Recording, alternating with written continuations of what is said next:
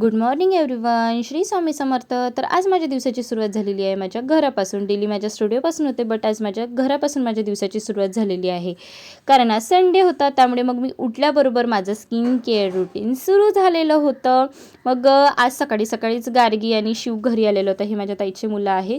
तर आज संडे असल्यामुळे मी घरी असते, तर त्यामुळे मी घरी असल्यावरती यांच्या मस्त्या खूप जास्त असतात. यांना कोणी बोलत नाही, मग म्हणून हे लवकरच आले होते घरी. मग मी आईला छान चहा वगैरे दिला आणि स्वतःसाठी सेल्फ ड्रिंक रेडी केली.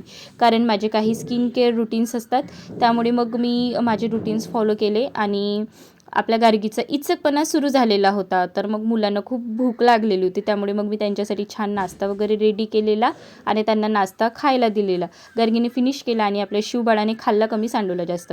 तर मला घर क्लीन करायचं होतं, त्यामुळे मग मी यांना घरी पाठवलं. तर तुम्ही पाहू शकता घर खूप जास्त गंद झालेलं होतं, त्यामुळे मग मी घर पटापट आवरून घेतलेलं, स्वच्छ क्लीन करून घेतला. त्याचबरोबर आईनीसुद्धा पटापट स्वयंपाक वगैरे आवरून घेतलेला आणि मला बोलते की एक दिवस तरी आराम करत जा गं बाई. तर मग मी पटापट कामं आवरले आणि आपल्या स्किनला एक्सफोलिएट केलं, म्हणजे स्क्रब केलं, ज्यामुळे आपली स्किन रेडियंट, ग्लोविंग आणि स्मूथसुद्धा दिसते. त्यामुळे आपली डेड स्किन सेल्स रिमूव्ह होतात आणि न्यू सेल्स ॲक्टिव्ह होतात.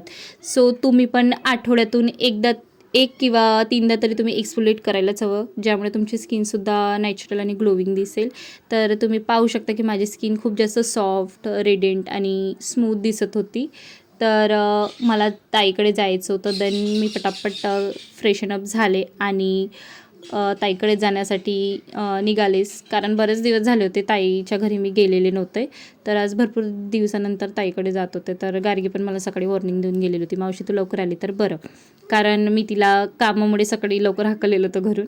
आणि नंतर मग मी फ्रेश झाल्यानंतर मी कधी पण घराच्या बाहेर पडण्या अगोदर नेहमी सनस्क्रीन यूज करतेच आणि मगच घराबाहेर पडते, कारण सनस्क्रीनचे खूप सारे बेनिफिट्स आहे, आपल्याला सनरेजपासून प्रोटेक्ट करतं.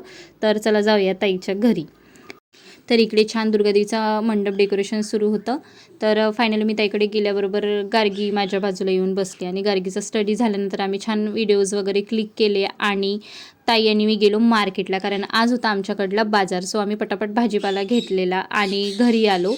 तर आज आमच्याकडलं गणपती विसर्जन असल्यामुळे तुम्ही पाहू शकता की पब्लिक खूप जास्त होती, कारण आता DJ कॉम्पिटिशन खूप जास्त वाढले, त्यामुळे पब्लिक पण खूप जास्त वाढली होती.